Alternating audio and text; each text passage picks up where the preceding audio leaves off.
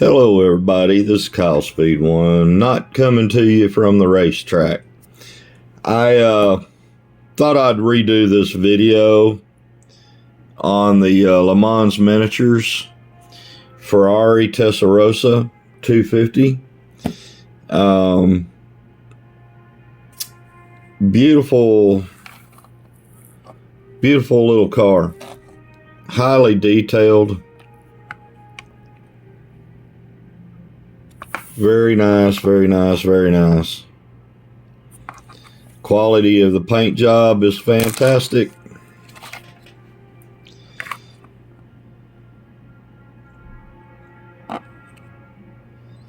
Yeah, really nice.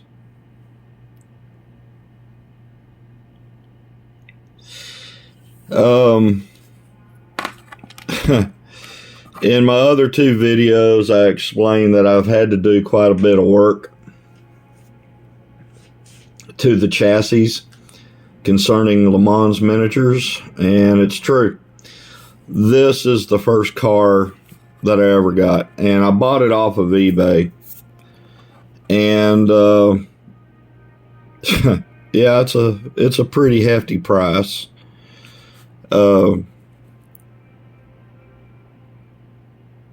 It was over $120, I can tell you that much right now.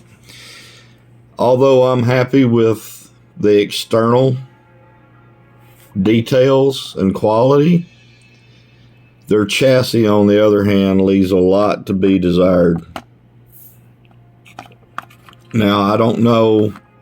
I think these things are made in France. Of course, that might mean that, you know, some of the other parts are being milled out from other countries and what have you. But if these are indeed being assembled in France, they need to do a better job on their quality control. The first thing I came across was the front tires were rubbing on the body, okay, and they were too far out, which was rubbing, as I said, on the body. So I had to take the front wheels off, and these are aluminum rims. See the grub screw? I had to take the wheels off and cut the axle to where these would come inboard into the chassis, thereby getting rid of my front wheels dragging onto the body. Okay, now that system was resolved, but as I was in about 2 laps on the track, I heard some noise come out from the car, and so I pulled it off the track and I got to checking everything. And when I went to do the, I only have one hand here. I'm filming with the other. But if you hold one wheel still and you take your other hand and you try to see if these wheels are spinning on the shaft, actually both wheels were. But this one in particular was really loose. I mean, if you breathed on it, it would have it would have come off, seems like. Excuse me. The other wheel wasn't so bad. So basically what I did was I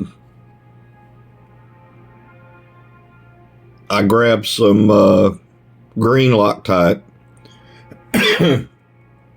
and I put a dab on the shaft, and I installed the tire and rim back on, and then, tightened the grub screw up and let it sit. Now this one over here was a different story.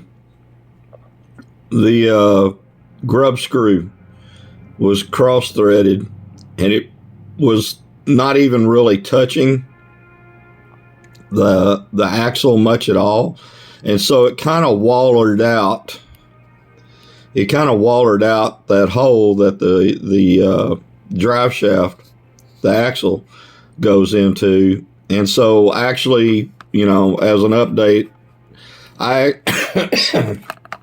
excuse me, my sinuses are messing with me.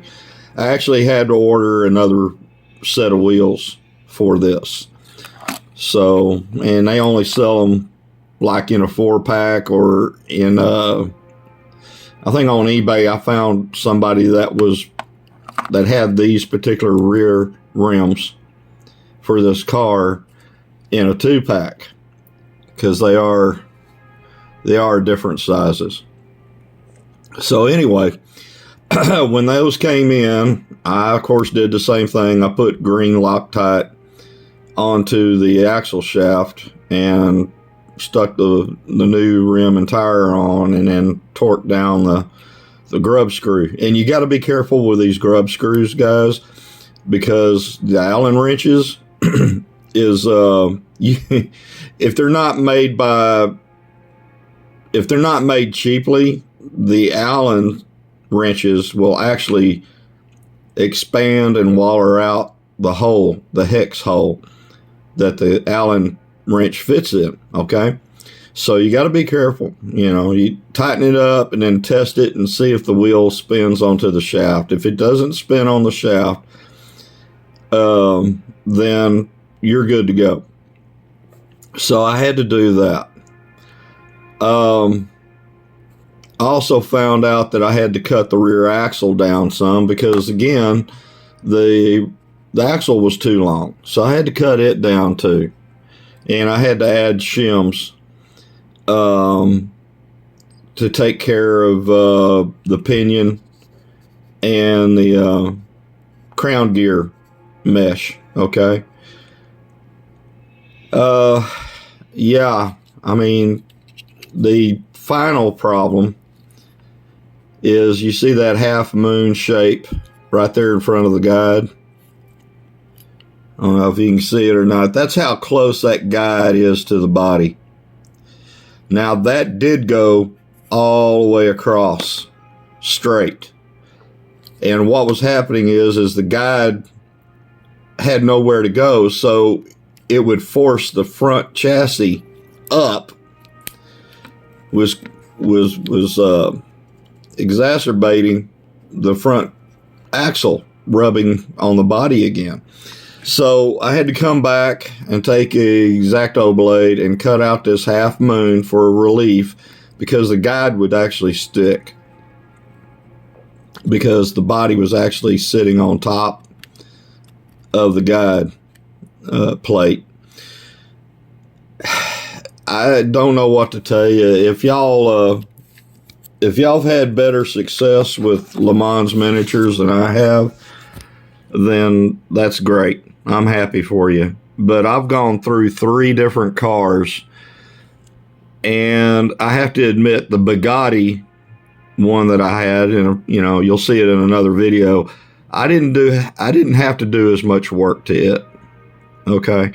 Now, the other thing that I'm going to warn people about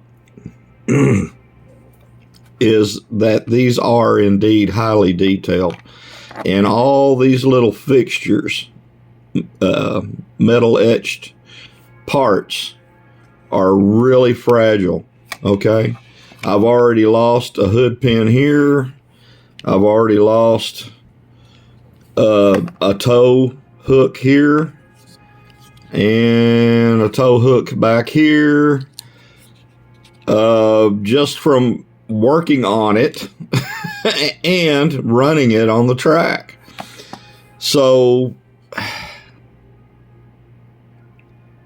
when it's all said and done, I also had to add cardstock where these 2 screws are, between the chassis and the body. This car was a mess. It really was. It was a mess. And I've already posted on Facebook what I came across, and it goes without saying, I have not received any kind of a response. I wasn't going to ship the car back to the guy that I bought it off of on eBay, because that just takes time and you have to pay for shipping, and it's just a hassle. So, as have been in a mechanic rebuilding engines for a transportation authority here in North Texas, I've got 39 years worth of mechanicking and machining under my belt. And so what I do is I usually just say, okay, here's the problems, what can get fixed, what can't be fixed, what can you live with, and then I just move on from there. You know, a lot of people, and there's nothing wrong with it, would have shipped this right back and explained to them the problems of this car. But more than likely, what would probably happen is if I boomerang this car back to the seller on eBay, because it came from a well-named shop here in the United States, slot car shop, and he would have had to turn around and boomerang this back to Mans Miniatures with the list of complaints against it and receive a replacement for it. And as I said before, that would just take time. It's a hassle. So 9 times out of 10, when I get a slot car in that comes with a basket full of problems, I'll just work through the problems. But that's just me. You know, anybody else can do whatever they feel is right and within their capabilities, and that's fine. There's nothing wrong with that. You do you. Okay? So I thought I'd make another video about this Mans Miniatures. I think it's a 59/60 Ferrari Testarossa, which means redhead. And it wasn't because there was a redhead driving it. And it wasn't because the car was red. It's because the valve covers or the rocker covers for the engine were painted red. That's where the Testarossa comes from. It signified the engine that was in it, okay, and the type of engine that was in it.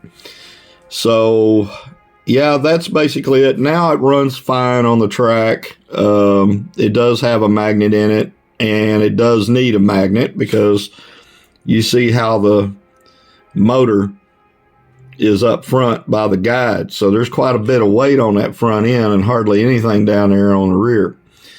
So for right now, it handles like I would like it to handle. And there's one last thing. This being a front motor, I'm not taking this thing back apart. I'm sorry. I'll just have to explain things to you. This is a front motor setup. Okay. Much like, you know, the real car. You know, had the motor up front. Well, that means it had to have a connector between the motor and the extension shaft. Then back here, it's got a bushing that the extension shaft goes through, and then it's got its pinion. Well, that was another problem. The pinion wasn't gauged right to where it had the proper depth into the crown gear. Okay, so I had to readjust that. Then I found out that the gear was slipping, so I had to go back with 275 red Loctite, remove the pinion, clean it up with the shaft with alcohol and the pinion with alcohol, and then put a dab on the tip of the extension shaft in about mid depth of where that pinion was to be seated. And I reseated it on the shaft, and I let that cure for about a day and a half. And like I said, the car runs fine now. I I hope everybody else has better luck than I have with Le Mans Miniatures. That's a lot of money to pay for a slot car and to have those kind of problems. So hopefully, I don't know if I'm going to give them another try or not. They've got 3 strikes with me on their cars. Again, beautiful quality body, quality paint job, quality details. I mean, even the driver looks great. So, I guess you're paying money for the body. Because everything else was a turkey shoot. So that's basically it. I wanted to make a new video for this car to explain some things to it and move on to the fur ball that happened before.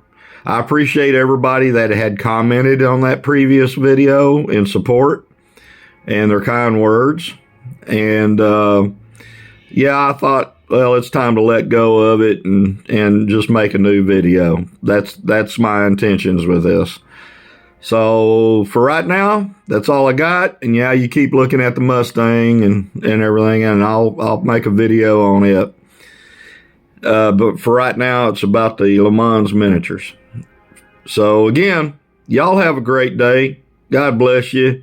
Enjoy those slot cars, and I'll talk to you later. Bye.